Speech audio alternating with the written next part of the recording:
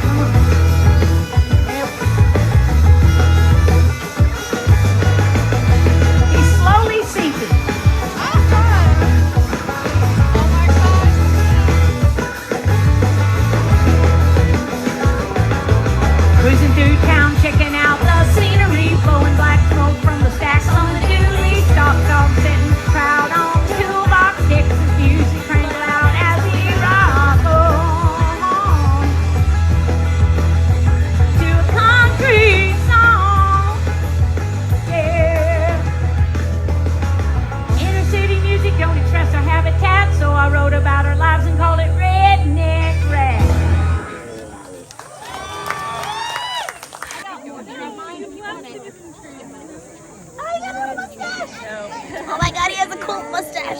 It wasn't, if you want it. Anybody want to give him a treat? I do. After this run, I'm going to need you guys to rate one time. Let's go, Crystal!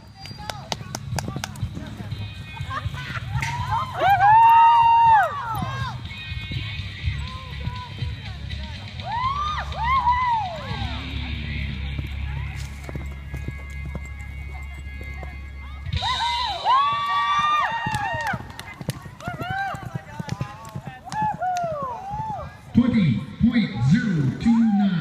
for Crystal. 20.029. Okay, we're going to rate.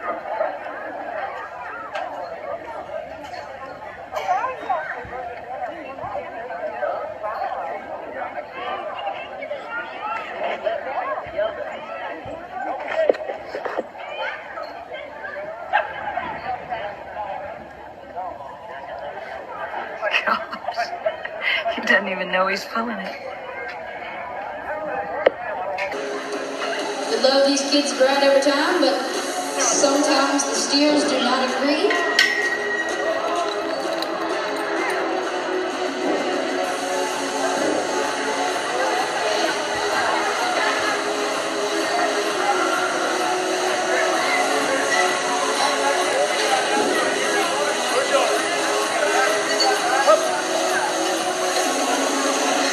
Here we go.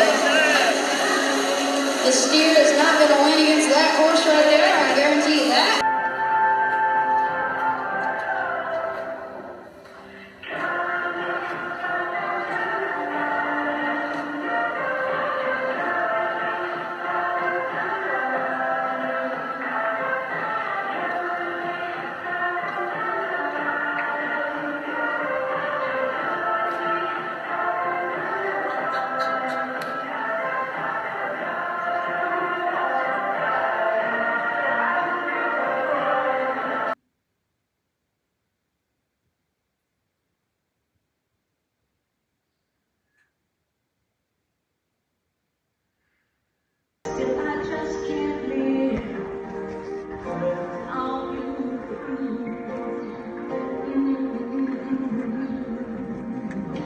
So many people try to walk through life alone. The problems remind us we can't make it on our own. Hi, and thank you for joining me. And as you saw, clips of my stallion, the versatility of my stud that I have had for 11 years. As of June the 25th this year, 2023, he died 4 p.m. Sunday afternoon on the operating table. And he had an internal hernia. And I got him, drove 3 hours to a hospital, but they worked so hard on him and they were wonderful, but he was gone. And I had a barrel racer that asked me, how can you not be asking God why? I mean, y'all were doing so much together, and Strider affected so many people. He was used mightily by God. He really, truly was. I could go into secular places and people that don't want to hear about the gospel or anything like that, or they think that it's going to be boring, and you ride in on this magnificent horse and all of a sudden the attention is there. Strider carried something that came straight from God. I mean, straight from God. And I first began to realize it several years ago. I've had him for 11 years, but several years ago I was at a horse fair in Wisconsin, and there was this gorgeous solid black Arabian stallion. Well, solid black Arabians are rare anyway. And he was magnificent, and he was magnificently trained. And they were out there working him through these movements and everything, and there was a crowd around him and people taking pictures of him, and I was like, oh my gosh, he's beautiful, I want to see this. And I'd gotten Strider out of the stall, and so I was just trotting down there, and I rode off to the side and just parked Strider, just parked him to watch this horse. And I'm kid you not, all of a sudden, the literally not just one or two, but the crowd that was around that beautiful black Arabian stallion shifted over, and they came around Strider and started taking pictures of Strider. And I looked over at the owner. He had his rider on. I looked over at the owner, and he wasn't happy with me pulling away his crowd. And I couldn't understand it, because I'm just sitting here on this horse that doesn't have near the exquisite training and moves that horse was doing, and everybody was drawn. What draws people is not your talent. Your talent can get people's attention. It can get you an open door. Your gifts make room for you, the Bible says. But talent doesn't have that magnetism that draws people and changes their perspective and moves their heart. Talent can't do that. And I've realized something with my stud. I posted on Facebook a picture of him and let him know on the operating table, and that at 4 p.m. Strider has passed away.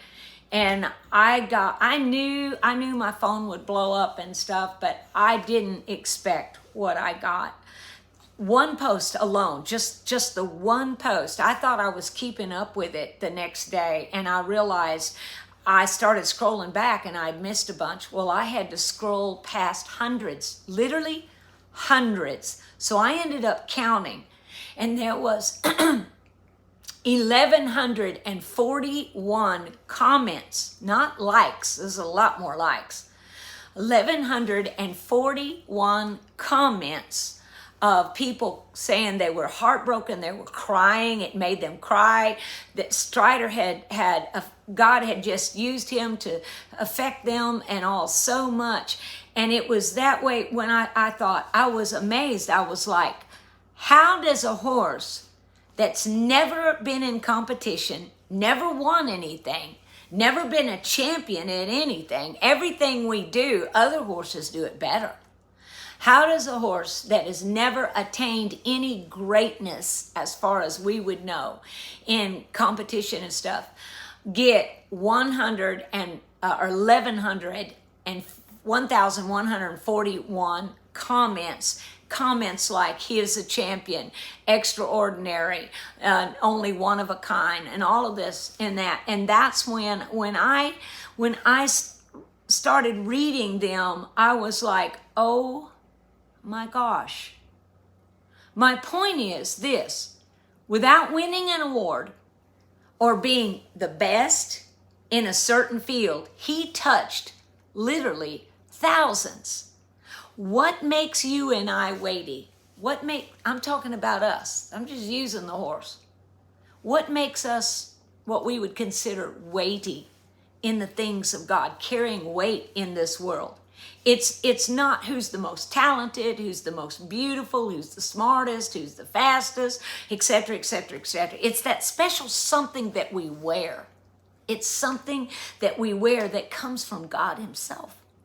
And Strider had a majestic spirit about him that other horses that are even more beautiful than him. I've seen other horses that were more beautiful than Strider, and they did not have that spirit of majesty about them. It was something that God gave that horse. So the deal is be that someone who worries less about being the best so that you can be head and shoulders above everybody else.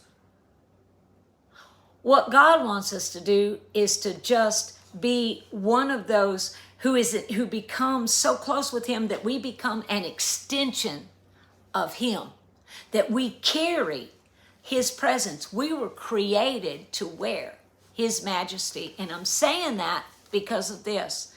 What changes the world? Talent does not change the world.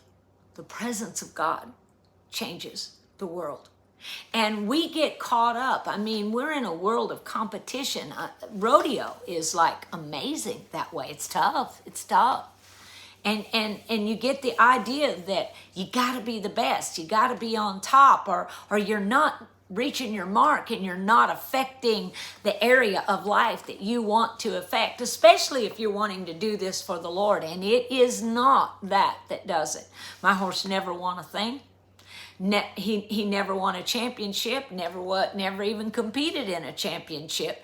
I took him to one horse show in the state fair in Missouri, and it was between events, and we thought, you know what? Well, I ought to do this. I ought to do this just so that, because I'm around rodeo people with a breed of horse that rodeo people are never going to use. And, well, except pickup men would love to have that. But anyway, and so my secretary come up with the idea. She said, get him out to where the gypsy people can see him so that you can get some more breedings. So I entered the trail class. Well, I didn't even bother to read the rule book. I was just going there to let him be seen and have fun. And I did. I had fun. We went through that class and he smoked it. He smoked it. It was so easy. He just went through it, and then you had to go and ride your horse up to the judge when you finished the deal, and she's sitting out there in a chair in the arena. And when I rode him up to the judge, I asked him to bow, and he bowed in front of the judge, and she goes, you did ask him to do that, right? And I said, yes, ma'am. She said, I'm telling you, this was the best run of anybody. And she said, y'all are such good ambassadors for this breed. But she said, I really hate to tell you, you're disqualified. And right. And I you're supposed to have a certain bit, and I don't think I had the right bit, but and she didn't even get that far. If you rode in with two hands, you was supposed to ride with two hands the whole way. If you rode in with one hand, you was supposed to ride with one hand the whole way. Well, shoot, I just changed around. However, the mood hit for whatever I was doing. So I was disqualified. But I had a blast, and she had a blast, and everybody laughed, and we had a good time, and I got 5 breedings out of the deal. But we never won a thing. And he never had his name in anything that was great. And yet, these flowers, all of the cards, all of the notes, all of the phone calls, my phone blew up with calls and messages and people literally crying. Why? Presence of God on something that made him something other than average. You were created to be anything but average. Now, you might be average in your talents. I'm very average in my talents. I'm a very average rider. I'm not a trainer. I can start a colt, but I am not a trainer. I am exceedingly average when it comes to singing. And if people want me to be perfected in speaking, hey, I don't even talk right. But none of that matters. If God puts his presence on you and just calls you to be yourself, you're not competing with the world, y'all. You have an audience of one. You have an audience of one. You don't have to be the best. You don't have to be the most beautiful. You don't have to be the smoothest. None of that affects people in the heart. Listen, I would love to sing as good as Celine Dion. Dream on, girlfriend. But I have seen God break down audiences, and people just begin to start crying because the presence of God infiltrated the room. And wasn't crying because I was singing bad, just to make sure some of you, sarcastic people out there. It was God and touching people's hearts. Matter of fact, I got asked to sing in a bar a long time ago. I mean, I've done it more than once, but this one bar. And it was a pretty kind of a cutthroat bar. And I don't know, it had to have been God-inspired insanity in this dude, that owned the bar, because he had strippers come one night and he wanted to have gospel music the next night. So I guess it was like an all-purpose bar, okay? And so they were having a hard time finding any people that would come in to sing Christian music. I said I'd do it, and all I had was soundtracks, so I knew that was, there's no way you can make soundtracks cool. I mean, you just can't be cool. I mean, that helps if you're on a horse. I mean, if you're on a horse, you can kind of make it cool. But go in a bar and just stand there on stage and sing the soundtracks, okay? And I knew that the attitude would be, I hate you, get out of here. And some of them, you could see it. It was like, lady, I'm in here and you ain't gonna run me out. I'm gonna sit here until you're gone. I had 1 hour. So I started singing, and I had cotton mouth big time. I had cotton mouth. And there was a balcony above.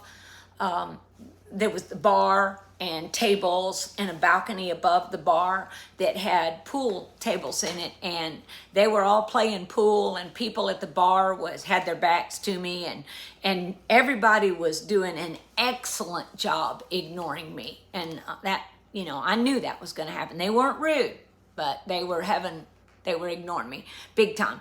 And all of a sudden I felt the presence of God sweep into that building. On the second song, I wish you could orchestrate this, but you can't. You can't. I never knew that was coming.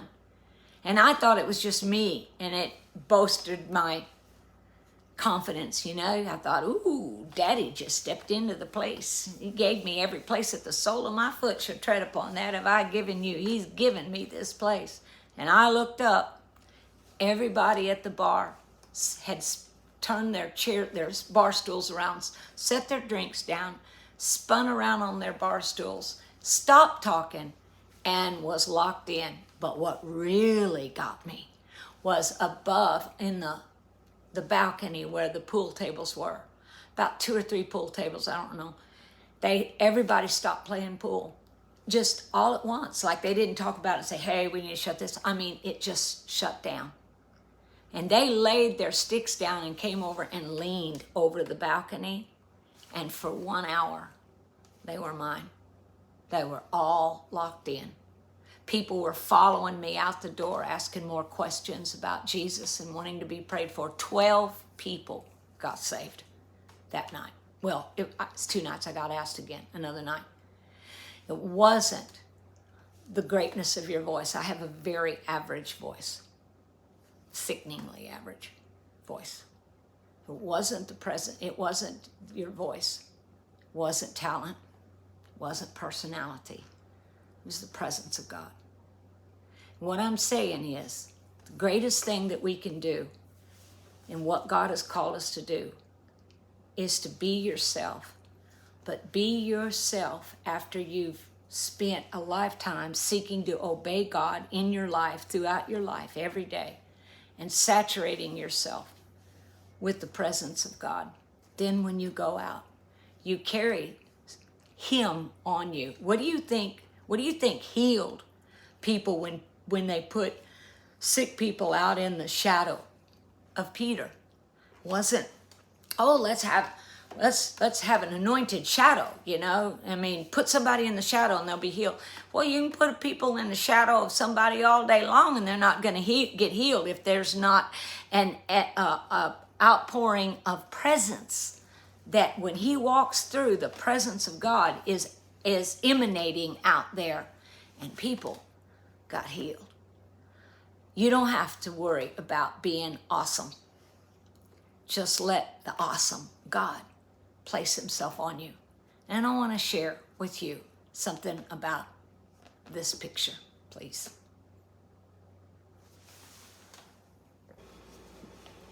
I know this is a tacky way to do it, but this picture was taken in Michigan, and I need to tell you a little bit about it. It was at a bull riding in Michigan, and Tommy Brandt was there with his band, and they was doing a song basically about being unbridled and unbroken, and the idea of a man that doesn't want God to have his hand on him, and thinking he's going to be controlled and contained and lose his liberty, all right? And so their idea was to turn out a bucking horse. And I was there with Strider anyway, and I said, why don't we turn out Strider? Why don't I just turn Strider loose in the arena, no bridle, no nothing on, and let him be a stallion, which you know what that's going to do. He's going to run, he's going to drop and roll and go around the arena and smell poop and all of that. And that's what he did. Well, you know, you can practice this, and I could practice at home or at somebody's arena calling him to me and all of that. But when you change it from just that practice pen to an arena with all the bulls, all the horses, all the crowd, the big band up there playing all the music, the lights and everything else, that everything changes. I mean, you can practice that at home, but you're not practicing that. You can't practice it in those terms. So, boy, I was praying, I was pleading the blood of Jesus over him that he would reconnect with me once I turned him loose. Well, I let him out there, and he was all beautiful and clean and everything, and I knew just what he would do. He's going to drop and roll quick as he can, and turned him loose, took the bridle off of him and turned him loose, and he goes strutting around the arena with his tail up in the air, and he drops and rolls, and then he starts smelling the horse manure around there, the arena, and people are laughing because he's getting all dirty, and those fluffy white feet are just he's slopping through the mud and everything, and everybody's laughing while Tommy Brandt is singing this song about being an unbridled, uncontrolled horse with no purpose. And after a while, this was really the test. I was hoping I could catch Strider's eye and get his attention, and at one moment we kind of caught eye across the arena, and I whistled, and he came running, and then when he's running up to me, I lifted my hand to ask for a rare. And I mean, he loved doing this. He'd run right up to me and rare, and I'd be seeing his underbelly almost, raring right in front of me, and pretty cool. And then let me bridle him, and then I pat him on the shoulder, asking him to lay down. And he'd already laid and rolled more than once, and I was hoping he would do that, and he did, because I can't get on him unless he lowers himself and lets me step onto him. And then after he did that, then I began to do all these maneuvers, and that picture that you saw was of me spinning him and putting him in a spin.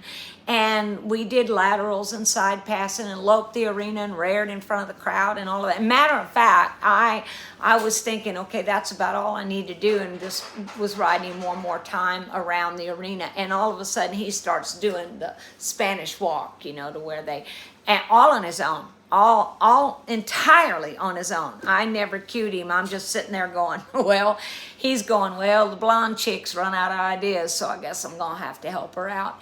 There was something on him that was the presence of God, and that's what makes you and I special. That's what made that horse special for literally over 1,000 of comments and contacts and thousands when that was just one post.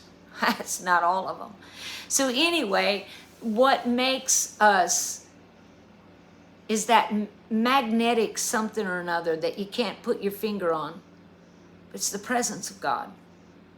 And God wants to put his presence on originals.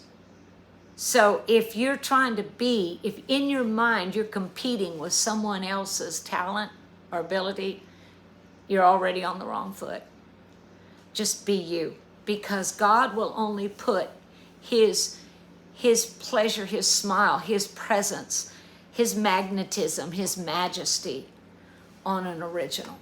So be you and let God put his super on your natural to bring you in to what God has called you to do and who God has called you to be. This world has got to start seeing in people an extension of who Jesus really is. They don't need to see churchdom. They don't need to see religion. We didn't lose religion. He came to restore us, all that we lost in the garden. We didn't lose a religion in the garden. We lost a relationship. We lost the glory of God. And if we will wear the presence of God and let him cover us in his presence and in his glory, people will be drawn to you and doors will open to you that are just for you, is where you're supposed to be. I don't want to go someplace where I'm out of my calling.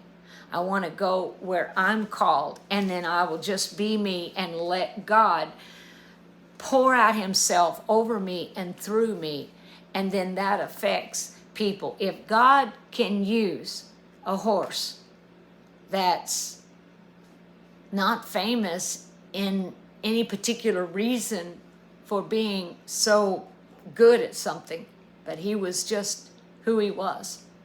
And if God can pour out his presence on a horse to affect so many people, do you think that he will do less on you? It's not talent that will change this world. It's the presence of God. Wear the presence of God, and wherever you go, be an invasion of heaven into this earth. Thank you for watching. This is Crystal Lyons, Cowgirl Logic.